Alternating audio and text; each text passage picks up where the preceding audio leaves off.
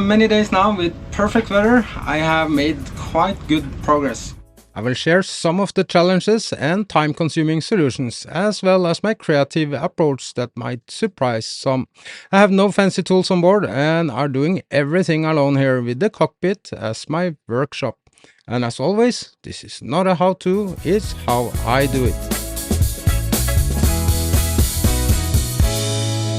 Feeling free, free to sail my life, from the rise to the setting sun. Free, that's what I wanna be.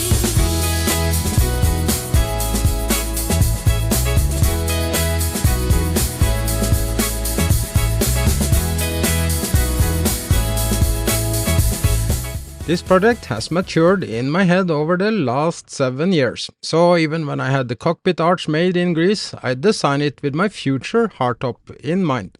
This as one of several reasons for the low-profile design. One of the key features with this project is that it's designed to be easily removed, leaving almost no footprints as if it was never there. This concept not only complicates things, but also dictates many things in the design. Be-Free has many clever solutions from the FAR design, some frequently used and some never used. And one specific feature that may sound cool on the paper are not so great in reality, like the soft dodger convertible feature. This solution made the soft dodger pretty small for this size of yacht. And to have any effect of it, I had to lower my bimini in the front to have protection against rain and wind. Visually, this slick low profile looks great. And again, I still believe it's rare to see a monohull that looks better with a hardtop. But the sacrifice in space, height and comfort gets old very fast when you're living full time on board. On a 55-footer, you should be able to walk down below without bending your neck.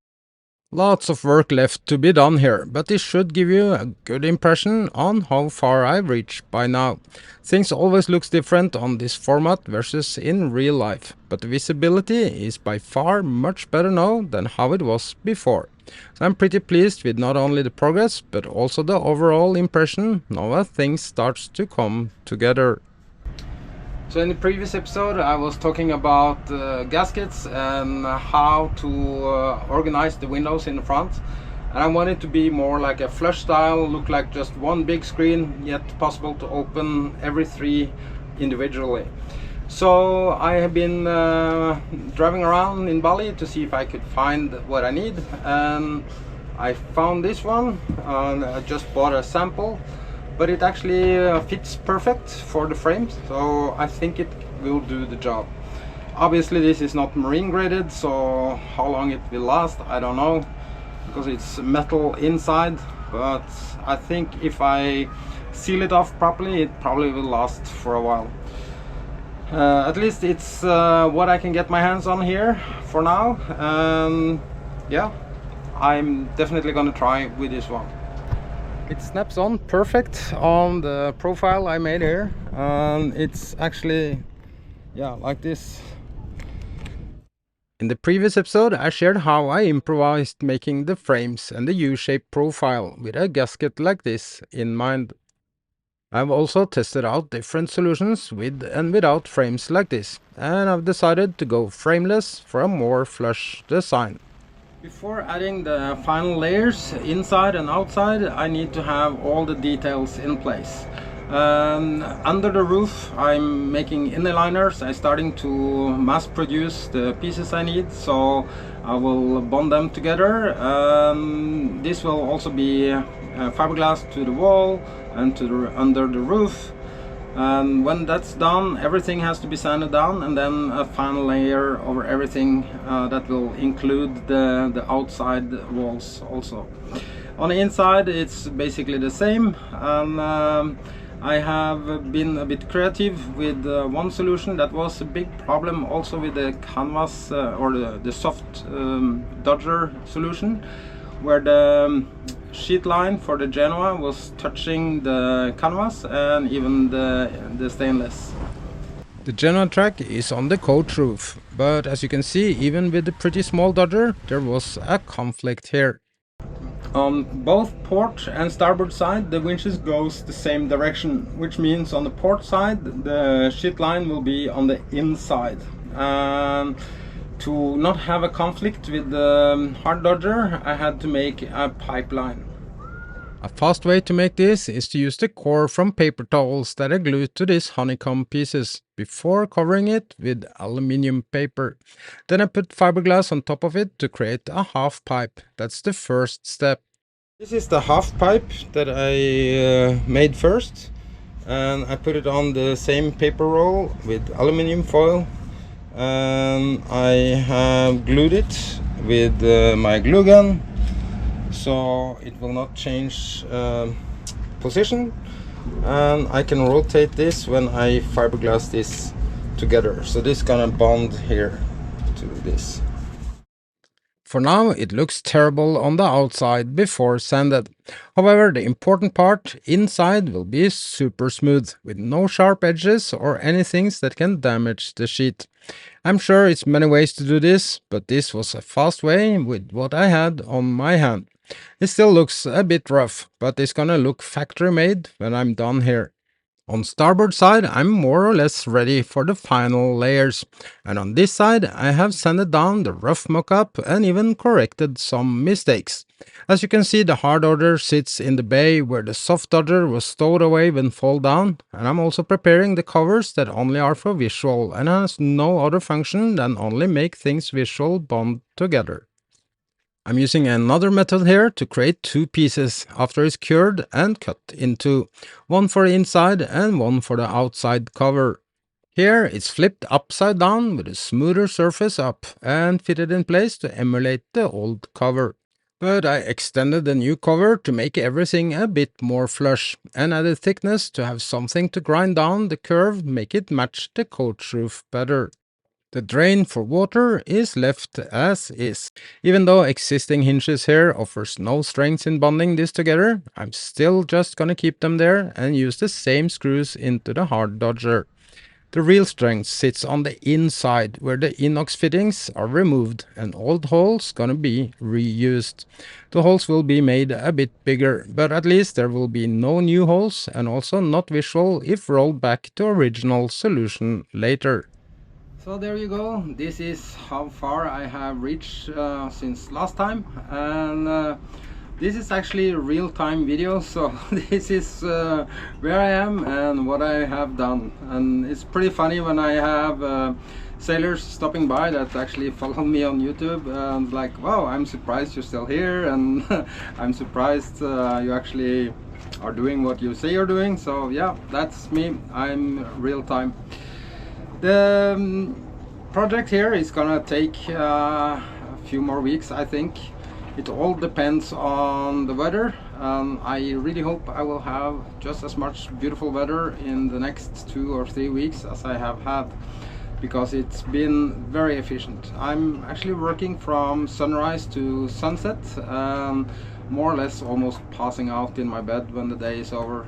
It's exhausting. I'm not complaining about nice weather, but the combination of fiberglass dust and 31 degrees is at least interesting. So yeah, before I can bond everything together and do the final layers, I would also need to have the roof panels in place. As I said, I already started to produce the panels. My idea is to make very thin sheets of fiberglass panels.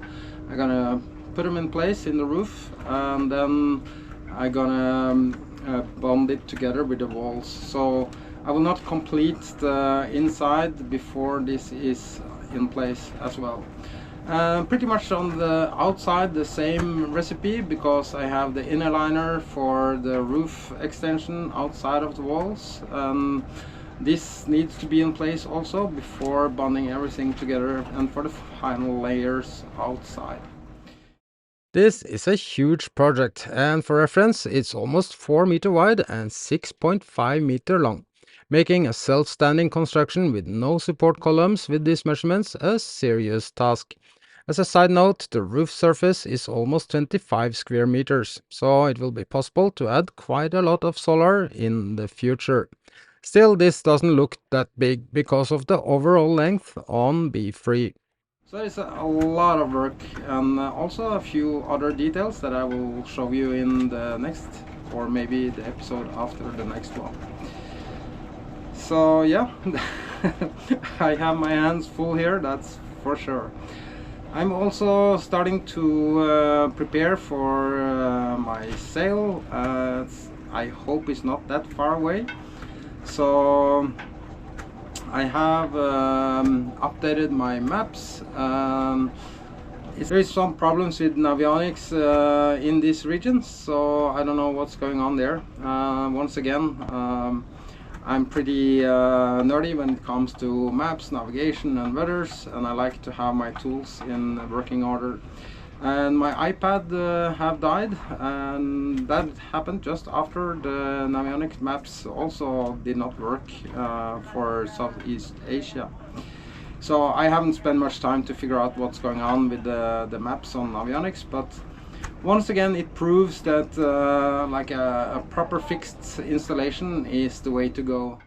I've also partnered up with Project GIGANTIC and have now the professional version on board after having had this on pause for a while.